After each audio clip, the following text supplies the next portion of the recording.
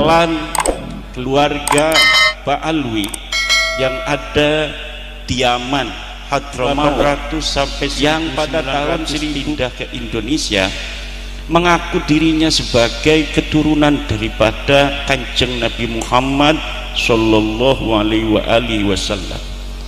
Dari mulai mereka datang mengaku, ini tidak ada interupsi dari kiai-kiai Indonesia, dihusnuzoni saja bahwa mereka ngaku turunan Nabi. Yo monggo kita husnuzon saja mereka turunan Nabi. Tapi ketika akhir-akhirnya ada hal-hal yang aneh dari keluarga mereka, di mana ada sebuah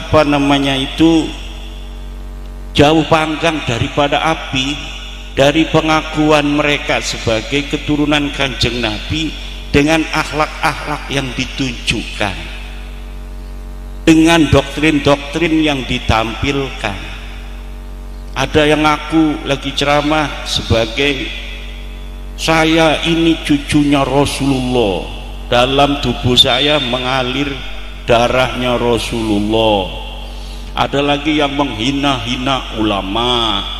Ada lagi penceramah mereka mengatakan, kiai, kalau kiai ini menikahi Habibah perempuan mereka, maka itu kiai tae.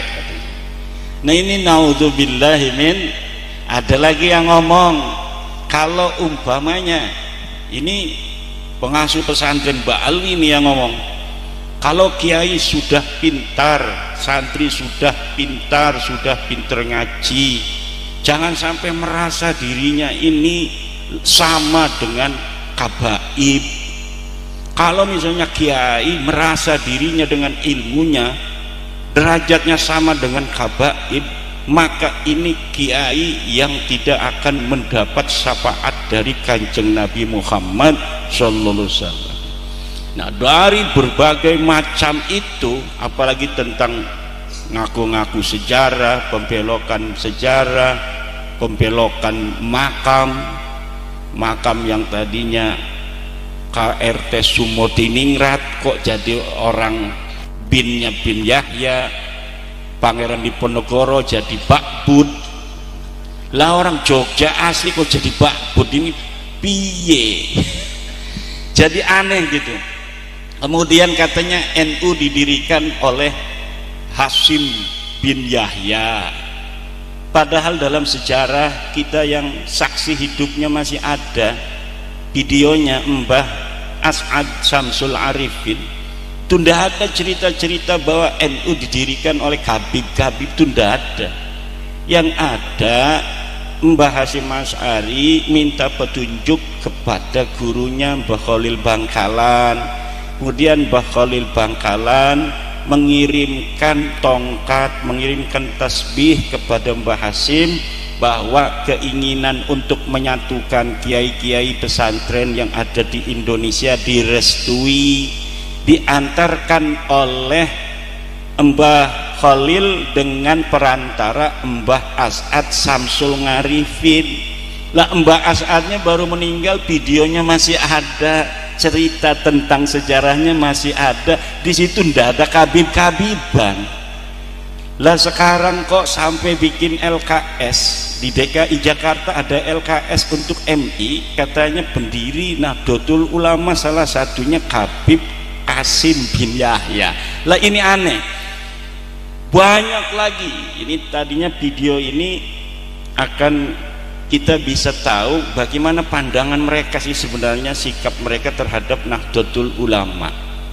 Sikap-sikap mereka yang tidak diketahui oleh orang-orang tua kita di pondok-pondok pesantren, karena orang tua kita jarang lihat YouTube, orang tua kita jarang juga kan diundang oleh masyarakat ngadiri acara maulidan, karena orang tua kita sibuk ngajarin santri, jadi jarang mendengarkan kabib-kabib ceramah di luar. Kalau misalnya diundang ke pondoknya, ya pasti ceramahnya yang normatif. Tapi kalau kita lihat di YouTube itu ada yang ngomong kakinya kiai, kakinya Habib, sendalnya Habib itu lebih mulia daripada kepalanya kiai yang pakai sorban.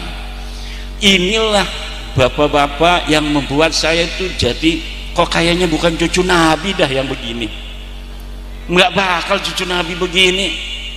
Ada lagi mereka yang menghina Mbah Hashim luar biasa, seperti tadi ada dari ketua PWI bilang ada golongan mereka menghina Mbah Hashim itu luar biasa, menghina NU ini luar biasa. Tapi orang-orang tua kita banyak yang nggak ngerti. Kenapa? Orang tua kita jarang kayak kita. Orang tua kita itu jarang lihat HP, lihat megangnya tasbih. Hebatan orang tua kita jadi aman otaknya. Kalau kita liatin YouTube jadi kita tahu orang-orang jahat. Kalau orang-orang tua kita itu lihatnya Al-Quran, habis ngaji Quran di rumah, kemudian ngajar ngaji di majlis, habis ngajar ngaji di majlis megangnya tasbih, Allah Allah Allah Allah, nggak megang-megang HP. Paling megang HP juga nggak ada YouTube-nya, nggak ada WhatsApp-nya, yang bisa ngebel aja. Betul nggak?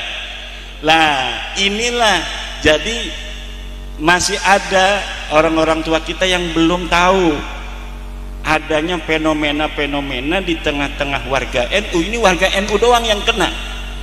Kalau saudara-saudara kita di Muhammadiyah itu nggak bakal kena doktrin Habib-Habib itu. Mereka tidak percaya mereka turunan Nabi dari dulu. Yang bahaya itu kita warga NU, karena warga NU percaya dari awal mereka turunan Nabi. Kalau Muhammadiyah, Al-Irsyad wa akhwatuha itu ndak bakal kena apa-apa. Paling mereka senyum-senyum lihat video-video Mi'raj 70 kali. Memang dari dulu gua kagak percaya sama lu.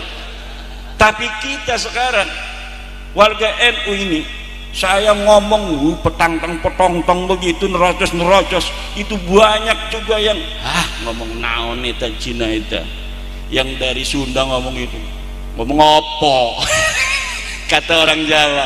Bahkan ada yang nganggap sesat segala macam. Ini Pak, saya dapat manuskrip, dapat Kutubung Qayyimah, ada kitabnya di abad 6 bahwa nasab mereka palsu. Ini buktinya, banyak kitab-kitabnya. Nggak percaya itu. Kan ada di dalam Al-Quran, lam yakunil ladzina kafaru min ahlil kitabi wal musyrikina munfakkina hatta ta'tiyahumul bayina pun munfakkin, nggak berhenti-berhenti. Rasulun minallahi yatslu suhufan mutahharah. Padahal sudah ada utusan yang bacain kitab suhufan mutahharah. Kalau sekarang memanuskrip gitu, tetap aja nggak percaya. Wa ma tafarraqal ladzina utul kitaba illa min ba'di ma ja'atuhumul bayyinah. Akhirnya yang bisa baca-baca kitab juga itu berbeda-beda pendapat.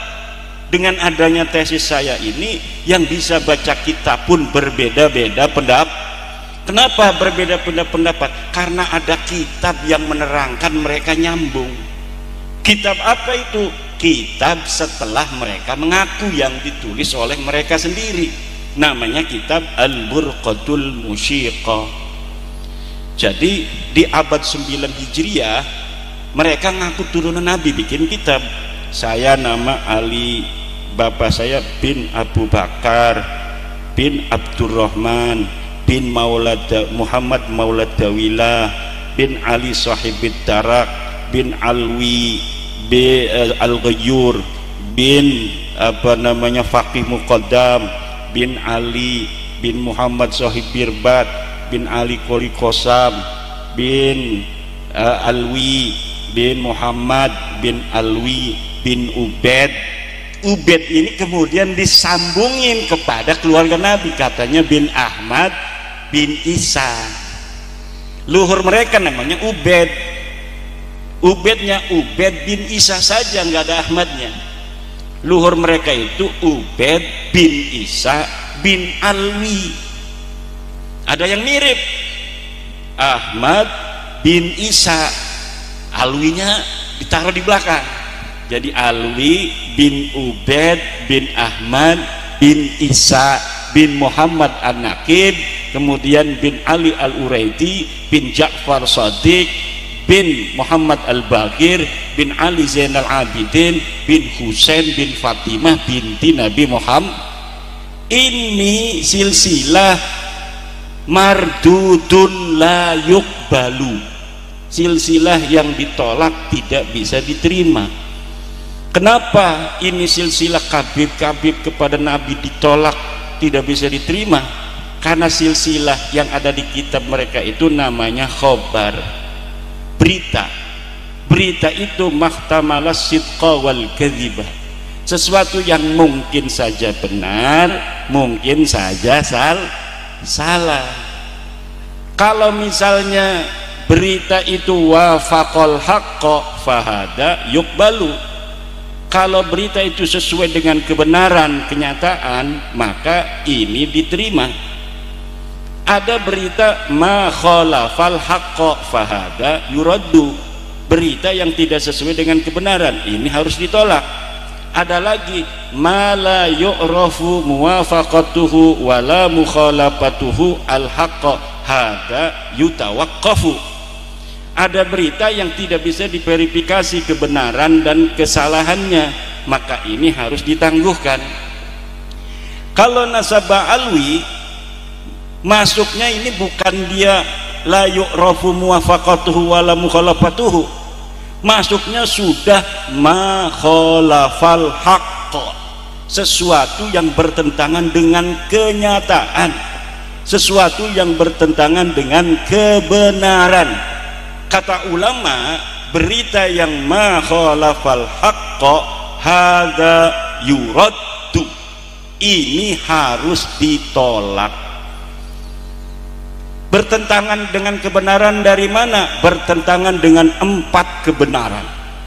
Kebenaran pertama, nasab alwi bertentangan dengan kebenaran kesimpulan ilmiah kajian pustaka kitab-kitab nasab dari abad ke-4 sampai abad 9, bertentangan semua. Kan ini Ahmad bin Isa yang di Cangkok ini adanya di abad ke-4 Hijriah, adanya di abad 4 Hijriah, dia hidup abad ke-3, meninggal abad ke-4. Maka untuk memverifikasinya kita ambil kitab abad ke-3 dan abad ke-4. Kitabnya ada, kitab sejarah-sejarah Ahmad bin Isa, anaknya berapa ada, abad ke-3, ke-4, ke-5, ke-6, ke-7, ke-8, ke-9. Saya kumpulkan semua dalam teori sejarah namanya heuristik. Apabila kita ingin meneliti sebuah peristiwa sejarah, maka harus kita lakukan pertama itu heuristik, mengumpulkan seluruh bahan-bahan sumber-sumber sejarah yang berkaitan dengan peristiwa sejarah itu. Karena mereka mengaku di abad 9 Hijriah, namanya Ali As-Sakron, yang diaku di abad ke-3 dan ke-4, maka kita cari kitab-kitab dari mulai abad 9 ke bawah sampai abad ke-3 dan ke-4. Saya menemukan kitabnya, ada dalam kitab nasab Siri Silsilatul Alawiyah, kemudian kitab Tahdhibul Ansab, kemudian kitab Al-Majdi, kemudian kitab Muntaqilatut Talibiyah, kemudian kitab As-Sajarah Al-Mubarakah, kemudian kitab Al-Asili, kemudian kitab As-Sabatul Musan, kemudian kitab Ibnu Inabah, kemudian kitab An-Nabhah Al-Ambariyah. Itu kitab-kitab nasab. Kemudian kitab-kitab sejarah, kitab-kitab sejarah kita cari juga sejak abad ke-3, apakah sudah ada kitab sejarah yang tulis.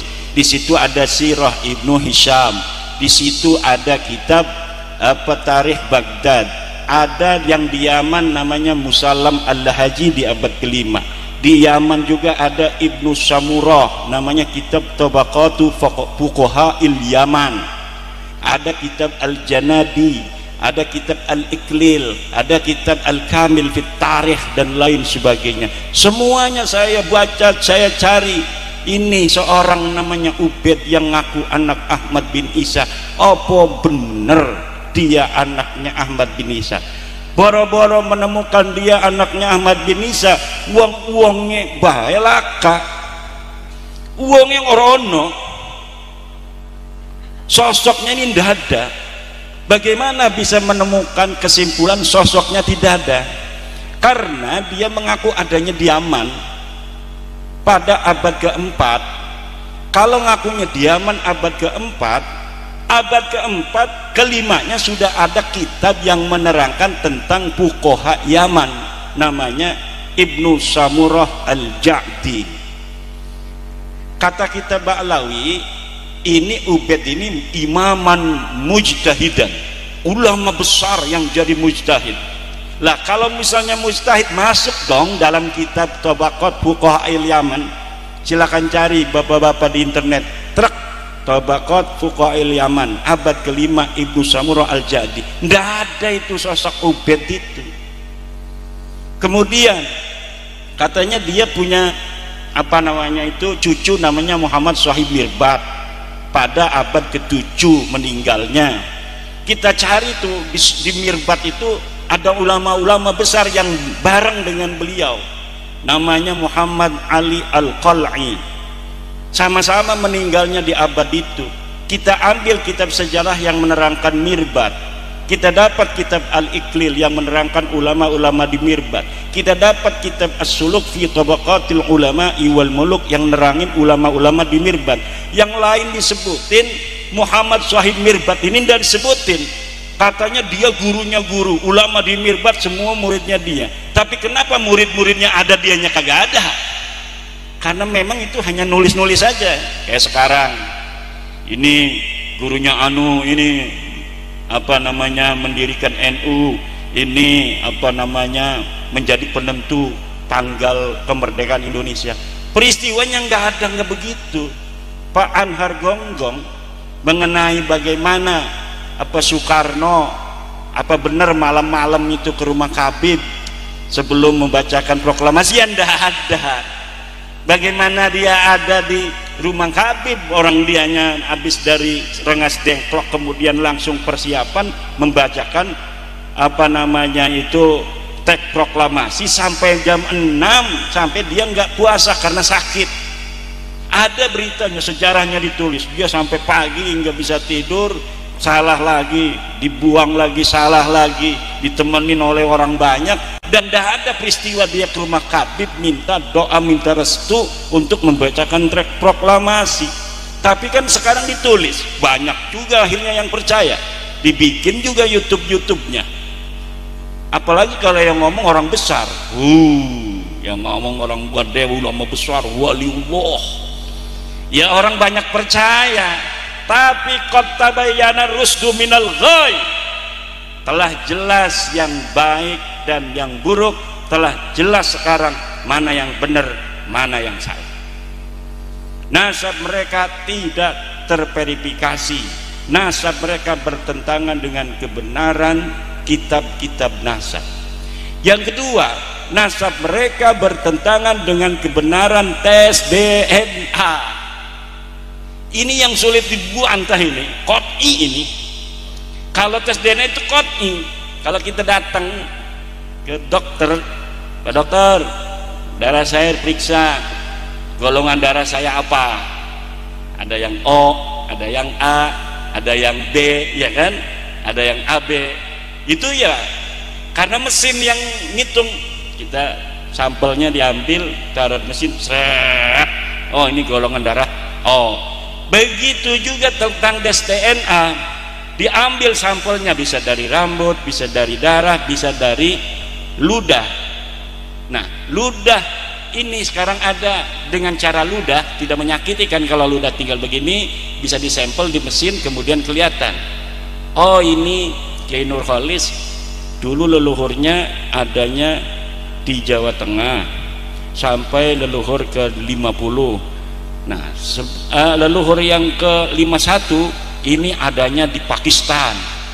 sampai leluhur yang ke-60, leluhur yang ke-61 adanya di Mesir. Itu semua bisa kebaca Pak zaman sekarang ini. Dan mereka ini sudah tes DNA, tes DNA-nya hasilnya mereka bukan keturunan Nabi. Dari haplogroup ada haplotype, ada haplogroup.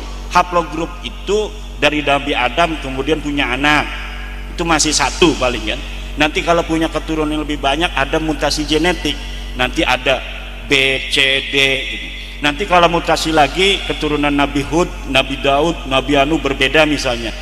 Nah, ini sudah ada G sampai sekarang ini belum berubah. Dia bukan turunan Nabi Ibrahim, dia bersaudara di Nabi Nuh.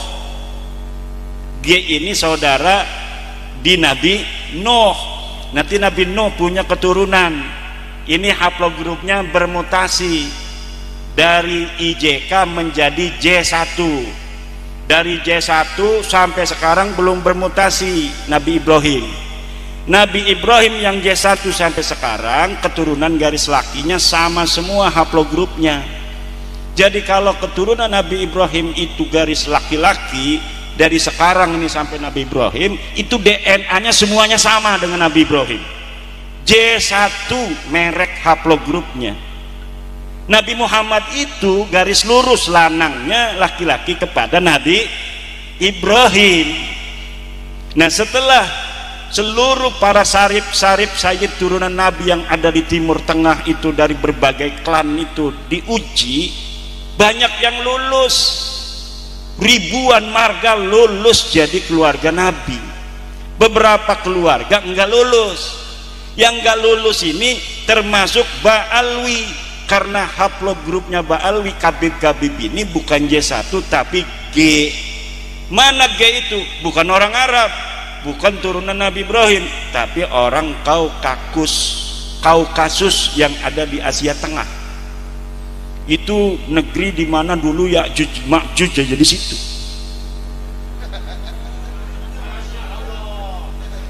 Nggak percaya ini Kiai Nurul Khalis, masya Allahnya nggak percaya ini.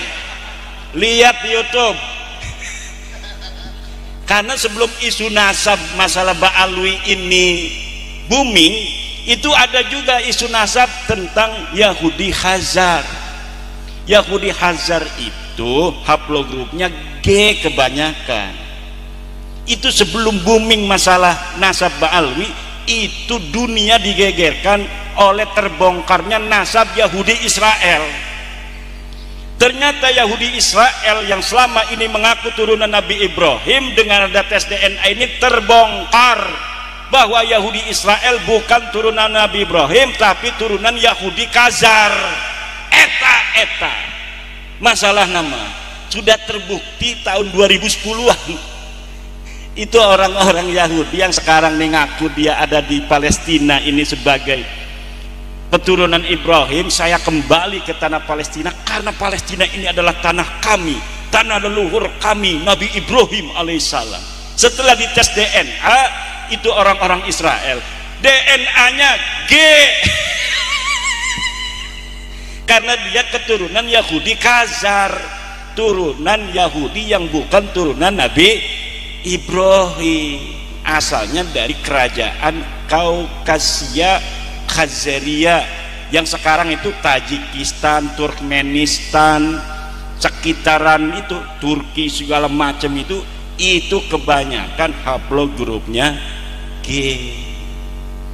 Dihancurkan nanti karena jahat itu orang.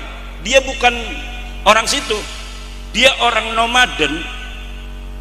Yahudi Khazar itu dulu sebelum masuk Yahudi orang nomaden Khazaria. Kemudian dia mencaplok daerah itu, daerah Kaukasus, kemudian dia dirikan kerajaan. Kemudian dia ketika Bizantium perang dengan Arab, dengan Islam, dia takut, akhirnya dia masuk Yahudi. Kalau dia Kristen takut diserang Islam, kalau dia Kristen takut diserang Islam, kalau dia Islam takut diserang Bizantium. Maka caranya yang aman dia masuk Yahudi Separdi. Kalau Yahudi asli itu adalah Yahudi Kan'aniyah, disebut sekarang Yahudi Mizrahi. Itu yang keturunan daripada Nabi Ibrahim dari Nabi Yakub alaihissalam. Nabi Yakub itu disebut Israel, anaknya 12. Kata mereka Yahudi Khazar, kami ini anak ke-13. Coba lihat di buku-buku sejarah, Yahudi keturunan 13. Itu dulu dipercaya aja husnudzon. Orang percaya bahwa Nabi Yakub punya anak ke-13 yang tidak diketahui. Tapi pas tes DNA sekarang mah itu udah kebongkar semua. Lah itu terjadi 2010-an tuh di dunia pendidikan, di dunia ilmiah itu sudah ketahuan. Tiba-tiba di tahun 2002, 2003 di Indonesia booming juga masalah nasab. Sayang klan keluarga Pak Alwi yang ada di Yaman, Hadramaut 800 sampai yang pada tahun 1000 pindah ke Indonesia, mengaku dirinya sebagai keturunan daripada Kanjeng Nabi Muhammad Sallallahu alaihi wasallam.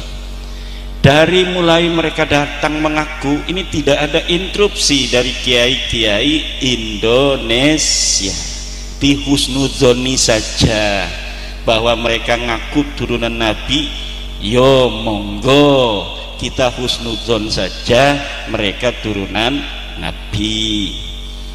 Tapi ketika akhir-akhirnya ada hal-hal yang aneh dari keluarga mereka, di mana ada sebuah jauh panggang daripada api dari pengakuan mereka sebagai keturunan Kanjeng Nabi dengan akhlak-akhlak yang ditunjukkan, dengan doktrin-doktrin yang ditampilkan. Ada yang ngaku lagi ceramah sebagai saya ini cucunya Rasulullah, dalam tubuh saya mengalir darahnya Rasulullah. Ada lagi yang menghina-hina ulama. Ada lagi penceramah mereka mengatakan kiai, kalau kiai ini menikahi Habibah perempuan mereka maka itu kiai tae. Nah ini naudzubillahi min. Ada lagi yang ngomong kalau umpamanya ini pengasuh pesantren Mbak Ali ini yang ngomong, kalau kiai sudah pintar, santri sudah pintar ngaji, jangan sampai merasa dirinya ini sama dengan kabaib. Kalau misalnya kiai merasa dirinya dengan ilmunya derajatnya sama dengan kabaib, maka ini kiai yang tidak akan mendapat syafaat dari Kanjeng Nabi Muhammad sallallahu alaihi wasallam. Nah, dari berbagai macam itu, apalagi tentang ngaku-ngaku sejarah, pembelokan makam yang tadinya KRT Sumotiningrat kok jadi orang binnya bin Yahya, Pangeran Diponegoro jadi Bakbud. Lah orang Jogja asli kok jadi Bakbud, ini piye? Jadi aneh gitu. Kemudian katanya NU didirikan oleh Hasyim bin Yahya, padahal dalam sejarah kita yang saksi hidupnya masih ada videonya Mbah As'ad Syamsul Arifin. Itu tidak ada cerita-cerita bahwa NU didirikan oleh Habib-Habib, itu tidak ada. Yang ada Mbah Hasyim Asy'ari minta petunjuk kepada gurunya Mbah Khalil Bangkalan. Kemudian Mbah Khalil Bangkalan mengirimkan tongkat, mengirimkan tasbih kepada Mbah Hasyim bahwa keinginan untuk menyatukan kiai-kiai pesantren yang ada di Indonesia direstui, diantarkan oleh Mbah Khalil dengan perantara Mbah As'ad Syamsul Ngarifin. Lah Mbah As'adnya baru meninggal, videonya masih ada, cerita tentang sejarahnya masih ada. Di situ ndak ada kabib-kabiban.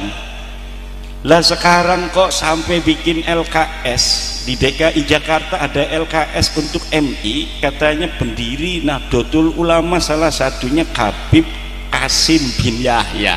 Lah ini aneh, banyak lagi. Ini tadinya video ini akan kita bisa tahu bagaimana pandangan mereka sih sebenarnya, sikap mereka terhadap Nahdlatul Ulama, sikap-sikap mereka yang tidak diketahui oleh orang-orang tua kita di pondok-pondok pesantren, karena orang tua kita jarang lihat YouTube, orang tua kita jarang juga kan diundang oleh masyarakat ngadiri acara maulidan, karena orang tua kita sibuk ngajarin santri, jadi jarang mendengarkan kabib-kabib ceramah di luar. Kalau misalnya diundang ke pondoknya ya pasti ceramahnya yang normatif. Tapi kalau kita lihat di YouTube itu ada yang ngomong kakinya kiai, kakinya kabib, sendalnya kabib itu lebih mulia daripada kepalanya kiai yang pakai sorban. Inilah bapak-bapak yang membuat saya itu jadi kok kayaknya bukan cucu Nabi dah yang begini. Nggak bakal cucu Nabi begini. Ada lagi mereka yang menghina Mbah Hashim luar biasa, seperti tadi ada dari ketua PWI bilang ada golongan mereka menghina Mbah Hashim itu luar biasa, menghina NU ini luar biasa. Tapi orang-orang tua kita banyak yang nggak ngerti. Kenapa orang tua kita jarang kayak kita? Orang tua kita itu jarang lihat HP, lihat megangnya tasbih. Hebatan orang tua kita, jadi aman otaknya. Kalau kita liatin YouTube jadi kita tahu orang-orang jahat. Kalau orang-orang tua kita itu lihatnya Al-Quran, habis ngaji Quran di rumah, kemudian ngajar ngaji di majlis, habis ngajar ngaji di majlis megangnya tasbih, Allah Allah Allah Allah, nggak megang-megang HP. Paling megang HP juga nggak ada YouTube-nya, nggak ada WhatsApp-nya, yang bisa ngebel aja. Betul nggak? Lah inilah, jadi masih ada orang-orang tua kita yang belum tahu adanya fenomena-fenomena di tengah-tengah warga NU. Ini warga NU doang yang kena. Kalau saudara-saudara kita di Muhammadiyah itu nggak bakal kena doktrin kabib-kabib itu. Mereka tidak percaya mereka turunan Nabi dari dulu.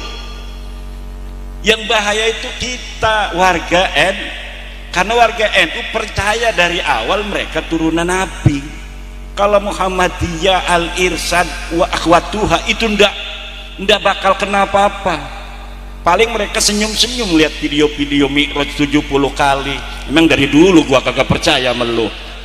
Tapi kita sekarang warga NU ini, saya ngomong petang-petong begitu, nerocos itu banyak juga yang ngomong naon itu Cina itu, yang dari Sunda ngomong itu ngomong opo